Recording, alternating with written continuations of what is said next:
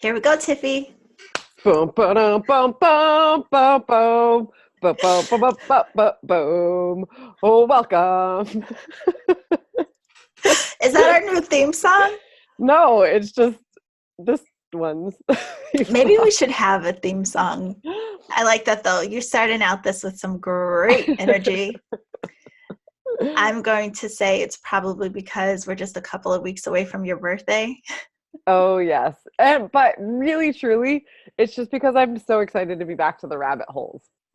Yeah. So let's just start there for a second. Yeah. Tiffany and I have been telling you for like a lot of episodes that we were pre-recording, and we didn't say then, but honestly, we were both prepping to go out of town. So is it a secret where you went?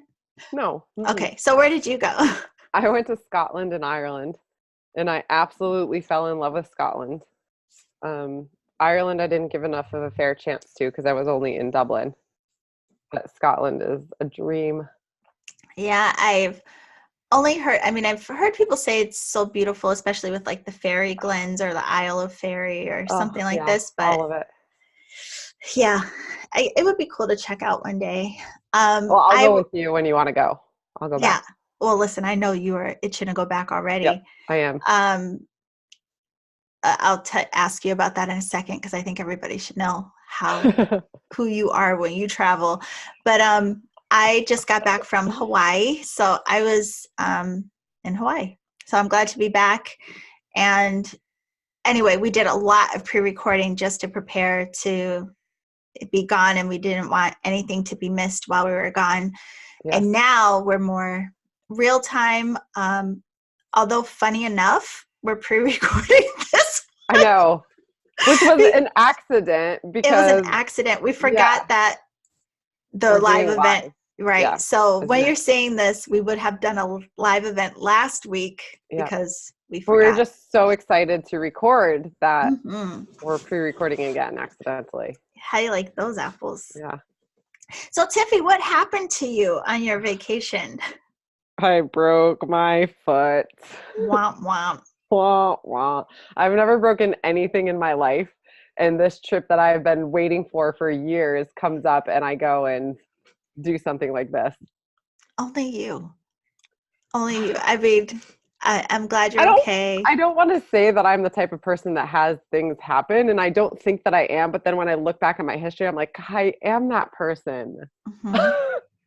What was it that you got when you were in Asia? I got dengue fever and almost died. There you go. I mean, listen. We're glad you made it back in one piece. What happened to you when you were in Hawaii? I went on a hike and I slipped on a boulder and I almost knocked myself out. I had a big black and blue on my head and black eye. Oh, I need a chaperone is what I need. Listen, so I'm not going to argue. I'm accepting applications if anybody wants to. I'm great company. So yes, there's that trade-off. Yeah. I'm not going to sign up for that. Oh. I enjoy your company when you're at home because you seem to navigate better when you are in a familiar environment. I will have to tell you, okay, with a broken limb, traveling solo, staying 2 nights at a time in places and having to pack up and carry all my luggage and hobbling around with a cane and a boot, I navigated pretty freaking well in a foreign area alone, struggling. It's impressive. I think nobody could do it like you. But I'm glad we are back, and I'm glad you are safe. Well, yes. Doing it like I do is a really good segue into what our topic is, because I did manage it, and I'm very capable and strong, and all the things that you get from things unplanned, shifting and changing, and you grow, and you see your strength and capabilities. However, there was a lot of crying. And there was crying in public. Crying in public. Well, okay. So you're right. We do have to say what the topic is just to give that context. What are we talking about today, Tiffy? Emotions. Wow, you are like on today. Your performer is... I didn't even have coffee. I have had coffee and I don't feel that great. Not quite yet. Yes. Okay. So, how we navigate our emotions. And Mm-hmm. we were talking about this one because, I mean, we all have to figure out how to navigate them, but also making sure that we're not looking at them as something that we're not supposed to have or experience. So, Mm-hmm. before we go too deep into it, what were you crying in public about? My foot being broken. Oh, well, But truthfully, it wasn't, I mean, yes, there's physical pain that comes along with it, but to be honest, really like I was attaching to the emotion of it was more emotional pain than it was physical pain because there was a damper on my plans. There was extra costs I hadn't budgeted for. There was me being alone and having to do it all by myself. You know, there was all of these emotional ties to the incident. right. And so it was just like the emotion was disappointment, disappointment and sadness. And that kind of overcame me. And, you get when we go through things, there's always like, your support group who's telling you to like, look at the positives. It could be worse. It could be that, da, da, da. It's like, yeah, I could have broken my femur, but I Mhm. didn't. I broke my foot and it's still an inconvenience. Well, there's a couple of interesting things that come up. Is one, I think it's great when we can, first of all, identify what the emotion is, but you also clearly understood the why. Like you listed off 10 different reasons of why you are in this emotional state. So Right. I think that's an important thing for all of us, which I want to circle back to. But even more than that, crying publicly, it made me think of the shame around emotion Mm-hmm. and how a lot of us feel embarrassed to Yeah. emote in front of people. So we stuff and repress because we don't want to seem like weak or whatever it may be. So, with you, not necessarily in this situation, how comfortable are you with being emotional in front of other people? Um,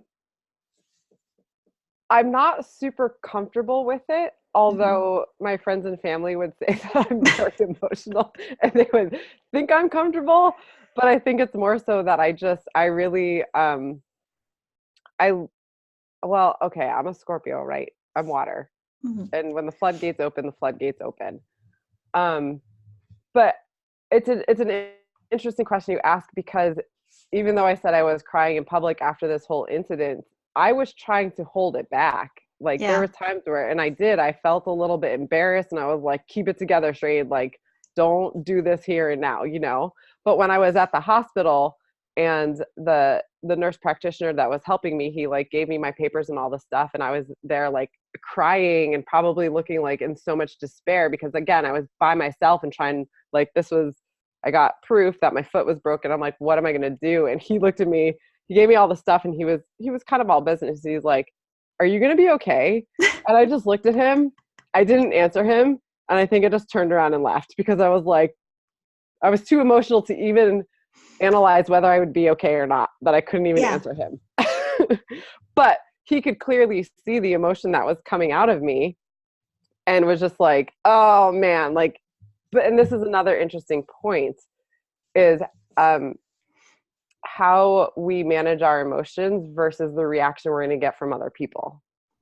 Yeah, I mean, when you said that, what I even just wrote down is our behavioral response when we are Yeah. feeling emotional. And even with thinking about, the level of comfort that I have with being emotional in front of people, I used to, and I don't even know that it was consciously because of some feeling embarrassed to be emotional in front of other people, but I was so conditioned to suck it up, like Yeah. that's how I was raised. Like, don't cry, like suck it up. Like there's a solution. You can figure it out. Like Right. there's Right. Right. nothing to cry about, all of these types of things. So I was just so programmed just to like repress whatever I was feeling and like go into logic mode and like figure out just how to deal with moving forward, right?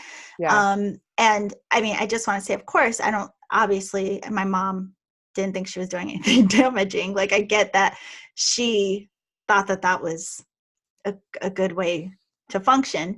But I mean, like, yeah, when I started in this work, I hit a space, where stuff starts cracking open. And I felt like a crybaby, because now all of a sudden, going from a person who really didn't cry or allow themselves to, I was an emotional, just like that. Like I saw people holding hands at the airport in like tears, but not sad, just like, oh, Right. how sweet is that? Oh, like what? Yeah. So now I think, am I embarrassed to cry in front of people? I genuinely don't know. And I guess it's because I haven't been in a situation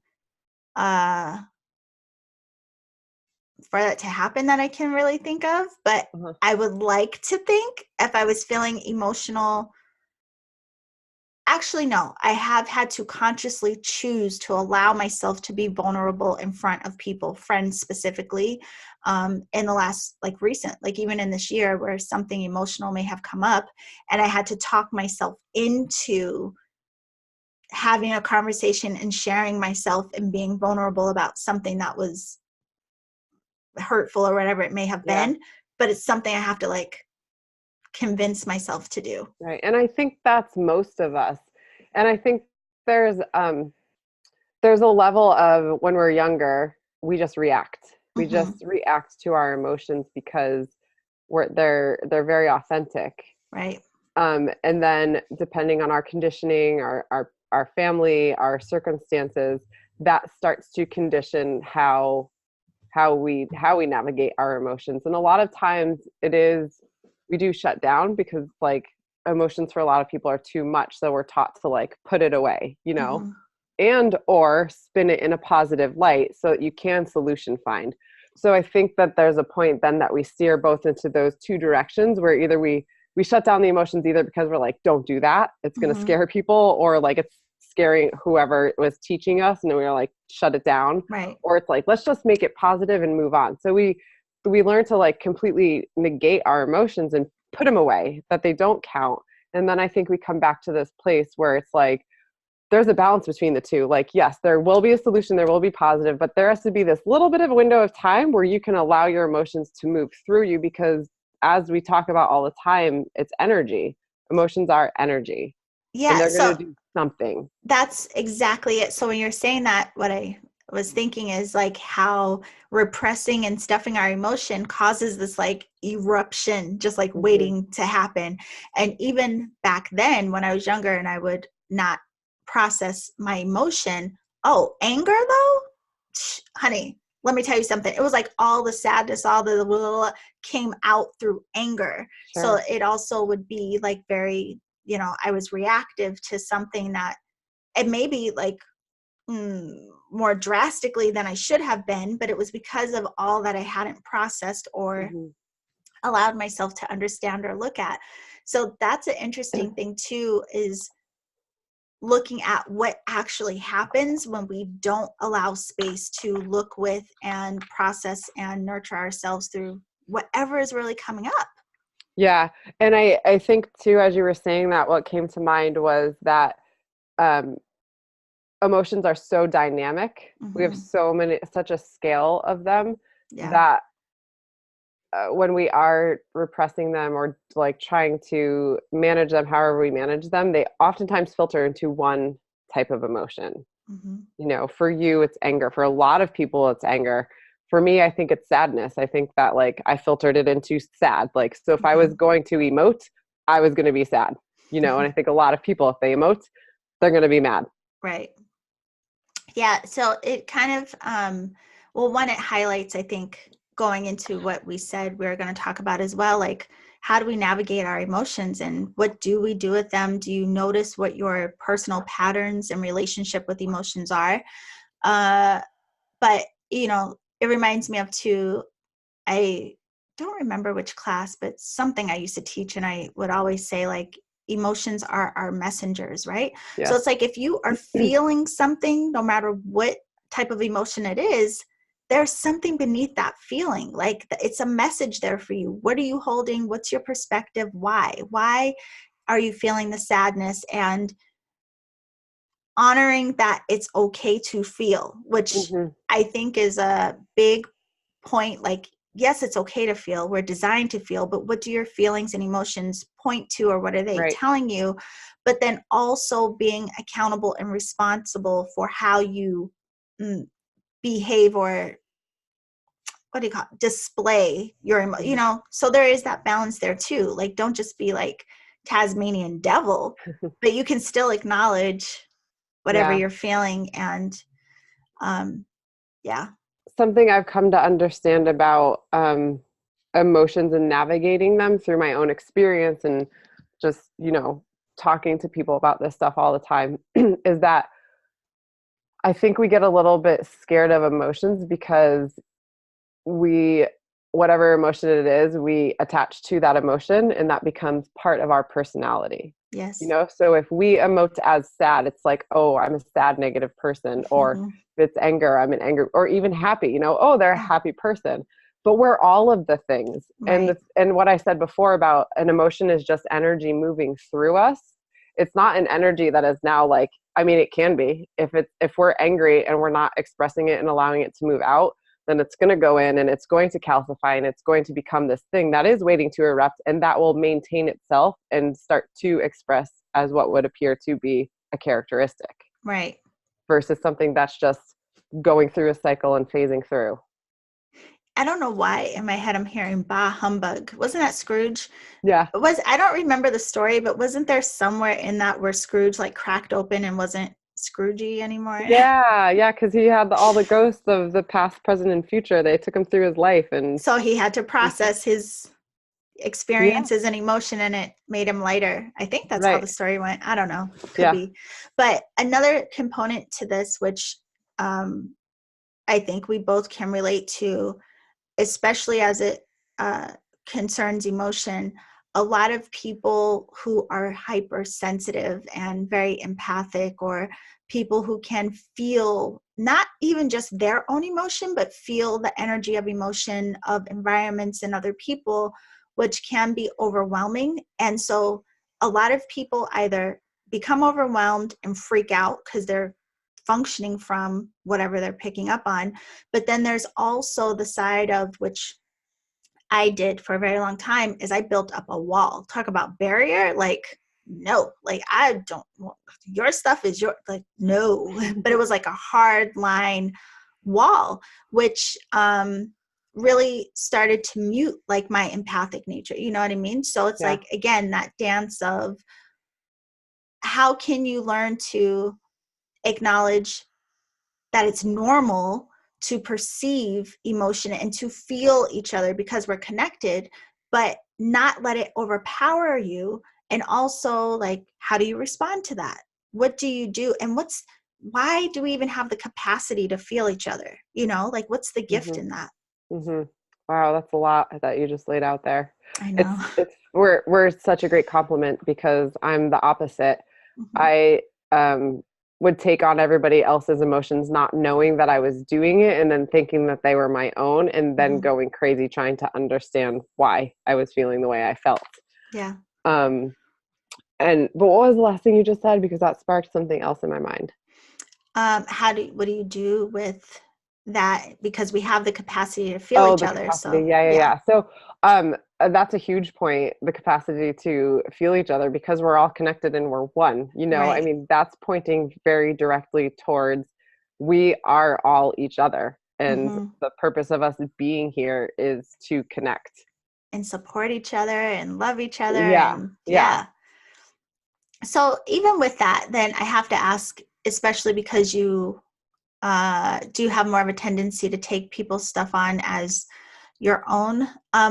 I did it unknowingly, and it now hindsight, it expressed through my behavior, but I also had that side of like being very hard, like very hardened, and like, leave me alone. Like, just let me be in my own little bubble. I don't want to mess with you. I was very hermit-like in a lot of ways. So, but for people who may have this challenge and freak out because they're feeling, like, what advice do you have for them, and how have you personally worked through that, or how do you navigate it even now? I think the very basic foundation of it is being able to get to know you. And Yolanda said this to me many a times, get to know your energy.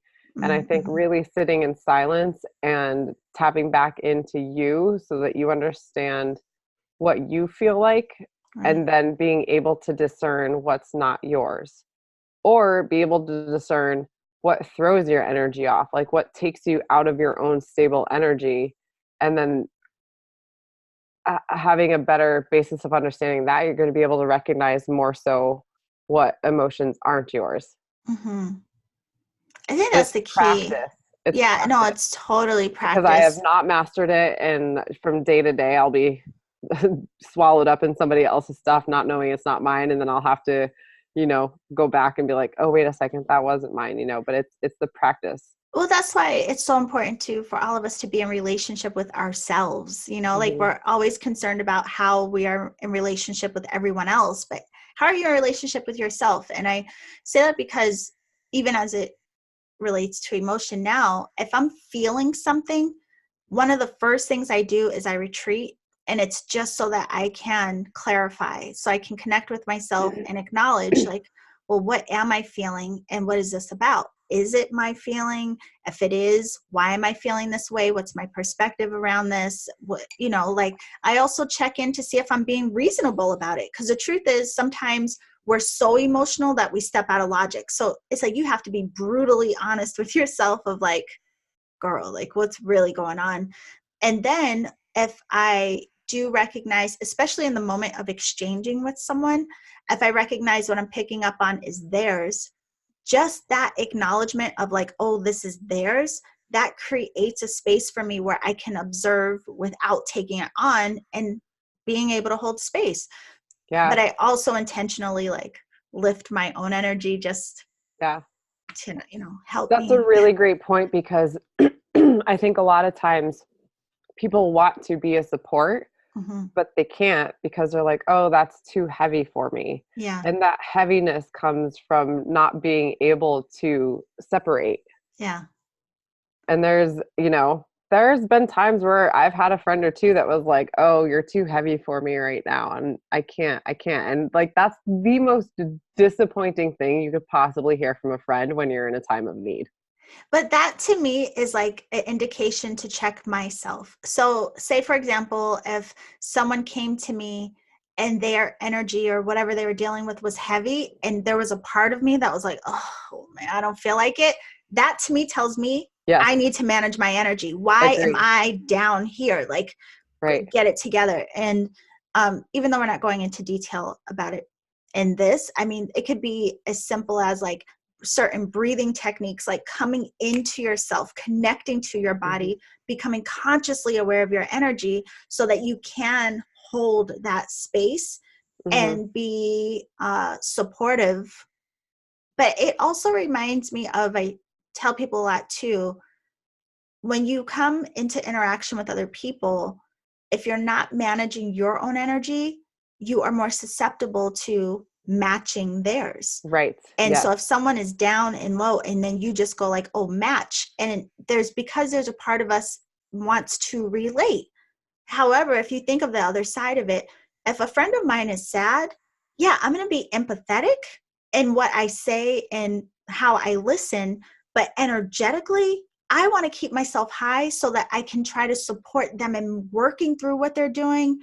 I can still relate to you without matching your sadness. Yeah. And as you were saying that, the visual that came up is because energy management, it's we keep saying it's a practice and it's a management, and you have to practice in order to gain better skills and to have those skills become a little bit more automatic. So as you were saying that, what I was picturing was, if you're swimming in a river against the tide and you haven't worked on your physical body muscles, well, you're going to go back with that tide. But if you have worked out and you've trained and conditioned your physical body, you're going to be able to swim against that tide a little bit better. So even though that tide's rushing at you, if you've been conditioning yourself, you'll be able to keep going against it. But if you're weak and you haven't been strength training, you're going to go with that flow. Totally. It reminds me of too, compassion. Like, I think a lot of times we think to show or display that we're compassionate, we have to be sad. And compassion doesn't mean sadness. It's like, if you're struggling through something, yes, I may feel empathy, I feel compassion, but hopefully for your benefit too, there's a strength in me that you're not able to click into at the moment, that I can say, friend, take my hand, let me help pull you up. If we're both like, like, who's helping who, Right, so right. yeah, I think that's another thing, is recognizing that you don't have to be sad to be compassionate. And even in me saying that, it doesn't mean that you don't feel something. Right. Like, obviously, if Tiffany called me crying, my heart would go like, like, of course I'm going to feel something because I care about her. But I also know that me staying lifted to some capacity is only going to be of support, not only for me, but her as well. Right. And it's going to be inspiring as well. Right. And that's the reflection I think we need to see too. When we're being a support to somebody, they want to be heard. They don't want to be matched in their disappointment or their sadness, which that happens a lot too. Sometimes when we try to be compassionate or empathic, we share stories of ourselves. Yep. Of, oh, I'm going through this too. And then it turns to that person and you're like, fuck, like I came to you for help and I don't need to hear your woes because now it's about you. Yeah. If you're somebody like me, then I go into fixer mode and healer mode. And then, I'm like, wait a second, I didn't get what I needed. Totally. There was another piece to this that I was thinking of, but I think I forgot it. Hopefully it comes back, but what you just said, I think, is huge. Like, really understanding how important it is to sometimes holding space for someone else who is going through something emotional doesn't mean you have to do. You don't have to do, you don't have to fix, just hear them, just be that container where they can share. And I feel like that's one of the biggest things for a lot of us, because again, I think inherently we want to fix, we want to make things better for you, and we don't recognize how off-putting that can be, and that the person doesn't feel heard or supported. Well, we also want to fix things for ourselves. Oh yeah. We don't want to be uncomfortable with your sadness. Right. Yeah. So I think it's really important to recognize that aspect of it too, because we can be very selfish in the fact of thinking like, oh, I'm going to help them, but I don't want to. And like, some of that's on you. You're uncomfortable with what this situation is bringing into your life and the disrupt potentially. And we're like, oh, let's fix this because I don't need that in my life, Yeah. And that's a big part of why a lot of times we try to fix. It's really not for the benefit of the person. It's because their sadness is making us uncomfortable.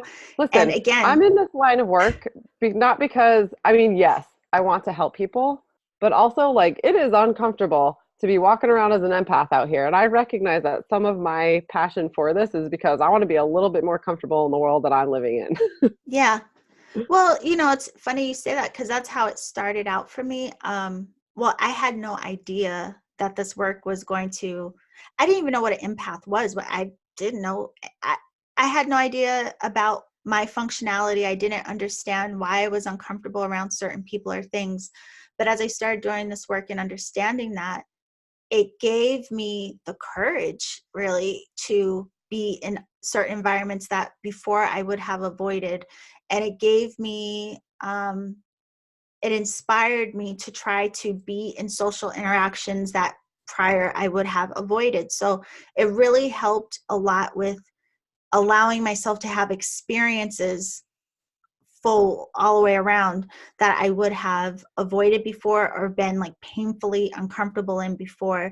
And so I think because of that as well, and because of understanding how damaging it can be to hold everything in like I did, I am so open to holding space for other people. Like, I encourage people to tell, like, what's going on for you, like, share with me.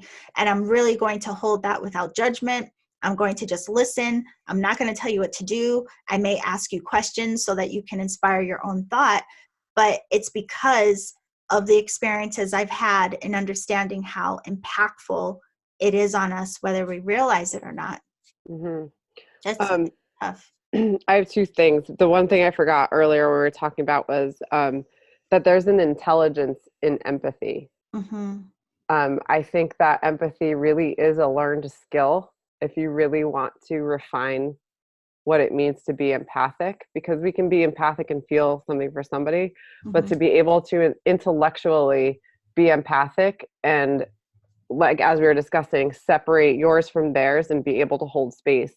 I just wanted to throw that out there because I think it's a really interesting topic to discover, because a lot of people will be like, oh yeah, I'm empathic, but it's like, but are you a supportive empath, or are you just feeling things and then getting into your own shit? Because then there's this discovery of self that needs to happen.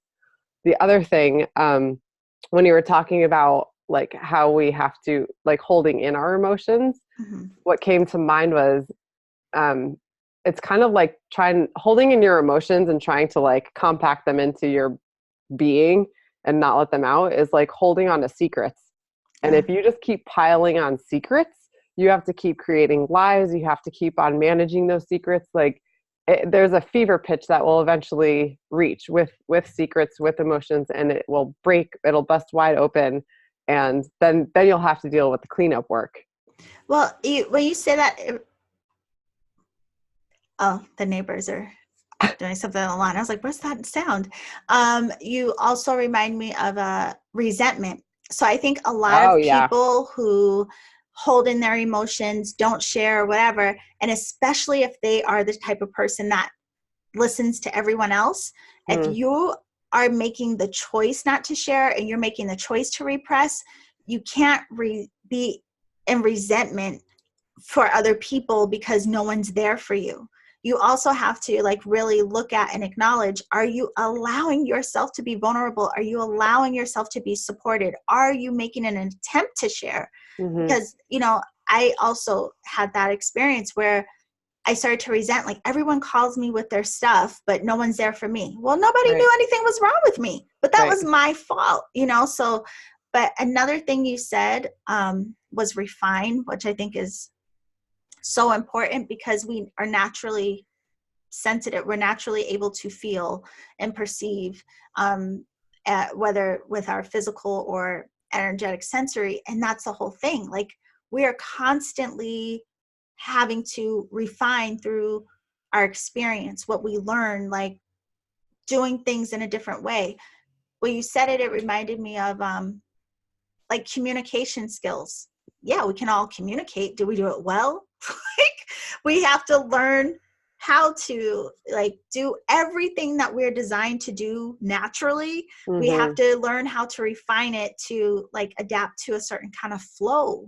Right. And we do that through experience, through our sensory perception of everything that we experience. So if we're only looking at that through one lens, and if that lens carries no emotions, then we're kind of robbing ourselves of this great opportunity to really express out all that we are capable of as far as feeling and the dynamics that I'm like seeing this as a circular thing, but like we have all these emotions that we at our fingertips that we can use to have different experiences.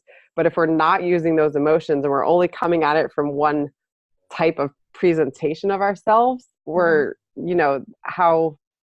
how much does that take away from what we could be experiencing? Totally. And you just reminded me too with what you said at the beginning of, when you would just channel everything into sadness. And me, because I was repressing, the only thing I really would emote is if I was angry, because it was just like an eruption was going to happen. Even us with what may have seemed like our natural behavior, but really it was conditioned. Those things had to be refined. And like, again, like you said before, to your point, like it's a constant process. It's ongoing. So hopefully whoever is listening, you are thinking about your own process, your own relationship with your emotions and everything, but don't beat yourself up over like, oh, I'm no good at this. I don't do that right. Or why? Knock it off. Like we're all refining. Yeah. And that's what these conversations are about. Yeah. And when you were talking about resentment, what came up for me is for healers, anybody who's listening that are in the line of healing work, we tend to think that because we're the healers and we're the support system for people and people come to us, is that we think we have to have a handle on our emotions and not be so all over the map with it. And so we might not be repressing it, but we might shame ourselves for having emotions, you know? And the thing is like, yeah, you might be the healer and the person everybody comes to, but you're still a human being. And I think that that's kind of pervasive in that realm, doing energy work and spiritual healing and stuff, because we seem to think we should have it figured out if people are coming to us for it. Yes, And that that we're is not allowed very to true. have emotions. But and a lot of people think they're not being spiritual if they're not happy all the time, which we've talked about. Like, yes, you're human too.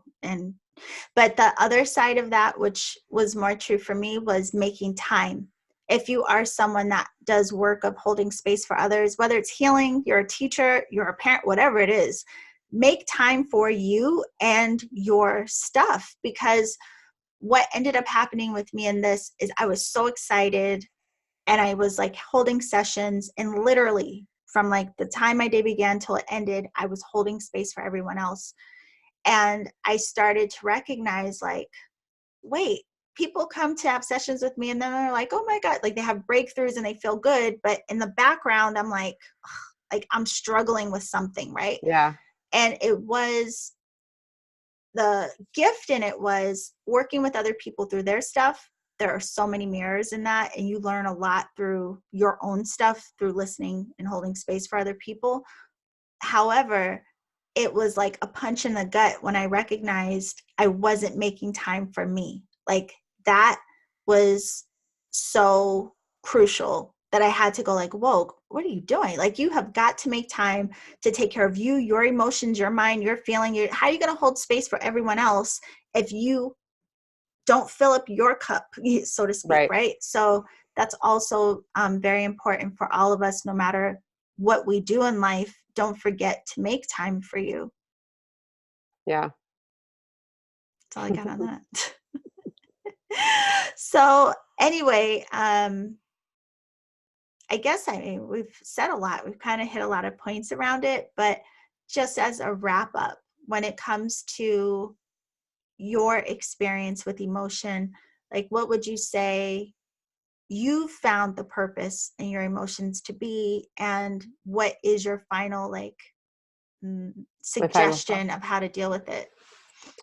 I, like, as you said, I think emotions are messengers. And I also see them as energy. So I think they're energetic messengers for all intents and purposes. They're energetic messengers. They give us insight to what we're experiencing and how we're navigating our own experience. So I think they're great, but I think we have to see them as such versus just like, oh, it's a reaction to something. Like, yeah, it's a reaction, but what is it telling you? Right. So I think it's really important to not judge yourself for having an emotion, but rather be the observer of, why is this entering into my experience? What does it have to tell me? Because our physical bodies and our emotional bodies, they work on a subconscious level, or, you know, they're just not part of our conscious mind. And once we start bringing the two together, how powerful is that to navigate your experience when your consciousness and your subconscious are talking to each other? Totally. And they're working in cohesion. Yep.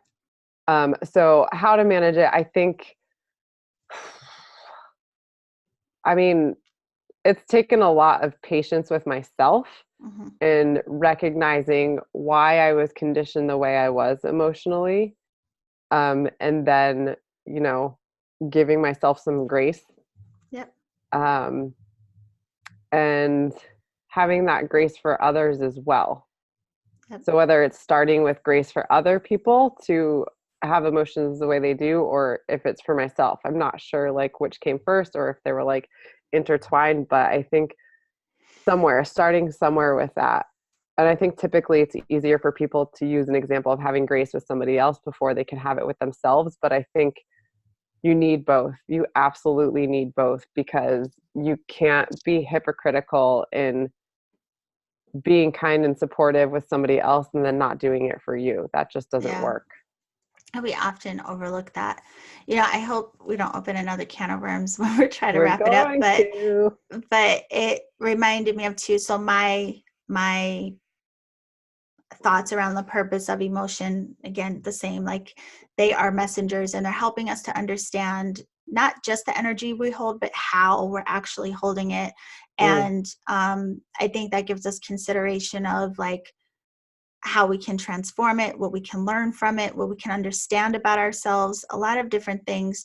But it can also just sometimes simply be a display of our compassion and connection with everyone else in the world around us. But I think the two sides of the coin to this is making sure that we are responsible for our own emotions. Like, again, whatever it is that you may be feeling, acknowledge it, but don't just like throw it and dump it on people as if it's theirs to work through or transform. Like, what I mean by that is like, if Tiffany says something and it makes me mad, like, yeah, I could say, Tiffany, you hurt my feelings, but whatever it was about what she said that hurt my feelings, I'm responsible to how I respond to it. And I'm responsible to healing why that was a trigger for me in the first place. I'm so happy you brought this up. I am responsible for that. But the other side of the coin to that is personalization. Don't personalize everyone else's emotions. It's not always about you. So again, if Tiffany made me mad and I got triggered by it, like, yes, we could say like what she said triggered me, but there was something in me that she doesn't need to personalize. Like, yes, we need to talk it out, find resolution, blah, blah, blah, blah, blah. Or on the other hand, she did nothing to me. I'm just mad, but she's taking it like, why are you mad? Why are you having attitude? One, I should be responsible enough to explain to her, like, Tiffany, I'm having a bad day, but she also should be responsible enough to not personalize it and make my upset about her. What am I have nothing to do with you? Like, everything is not about you. And we tend to do that. We personalize everything. Yeah. I think this is what they call emotional intelligence. Yeah. So, I mean, it's just, we totally could. I mean, we could talk about this for like 12 hours, but we sure could. We probably should, but we're not going to today. No, but we would like to hear about your thoughts, obviously. Always, like, what is your relationship with emotions? How do you deal with your own? And how do you deal with the emotions of other people? Like, what ideas or thoughts have sparked for you in this conversation? Share with us, because we learn a lot from your point of view as well, and we appreciate it. Yeah. And I have to say, too, I think I'm just thinking of an incident when I was in Scotland and I was with two of my friends the day that I broke my foot. Before I went to the hospital, I was with them, and of course I was crying because I was sad, but then also like because I was expressing my sadness and I was being vulnerable and crying with them, then I started laughing at myself too. So it's doing this weird like laugh cry, but I was also laughing because I was like, this is so stupid. And I was like, I can't believe that this is happening.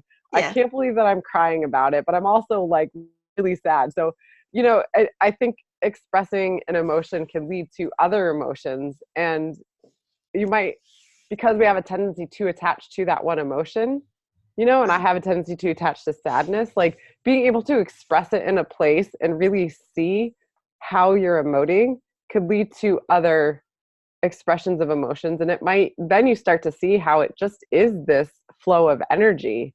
And in realization, like that's the thing I get from what you said is like when we allow the emotions to move through us, like you're saying, it often leads us to realization. And that happened to me years ago when I was going through like one of my very first death cycles and all of this. And I was literally in my apartment, like crying, yelling, cursing out the guides, the universe, like everything, like, what do you want from me? Like full blown hysteria.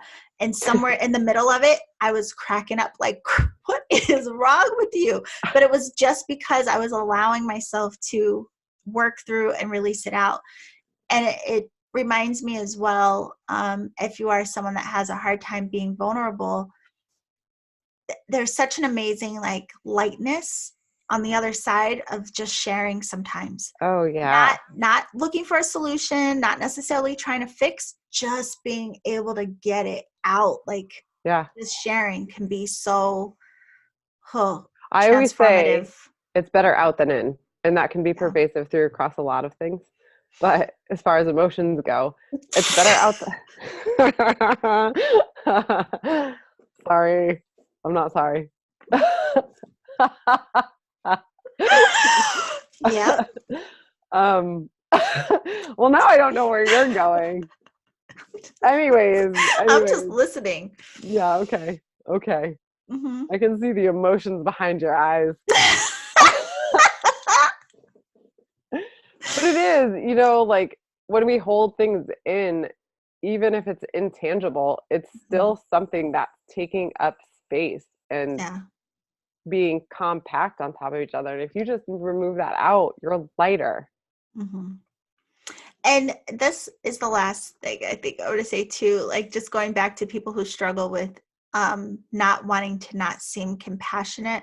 A lot of times your display of compassion doesn't have to come through crying with someone as much as, again, how you hold space and that you show that you are listening, that you show that, you know, asking questions, just being a support can sometimes be the greatest act of compassion that you can have. So, you know, all of these different layers, again, we've been across the board.